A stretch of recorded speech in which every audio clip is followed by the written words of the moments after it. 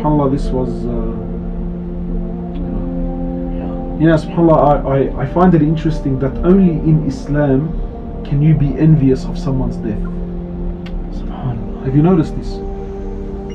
That anyone that really wants Allah, when you hear of a noble death, a part of you becomes envious. And this is unique to Muslims, I think. Allahu Alam. I've never met a people that envy a good death. People always want to live for as long as they possibly can. But for a believer, when you feel or you believe that a certain individual has died, and whatever the conditions may be, but you feel that Allah has accepted him, Allah, you become envious of this person's death.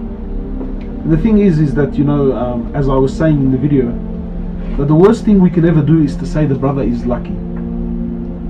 Because yes, while there's an element of luck, but when we say that he's lucky, you take away the hard work that he's invested. You see, Allah subhanahu wa ta'ala doesn't do things at random, You work hard. If you really want something and you dedicate and you're sincere, then Allah gives. And I believe this brother, he really wanted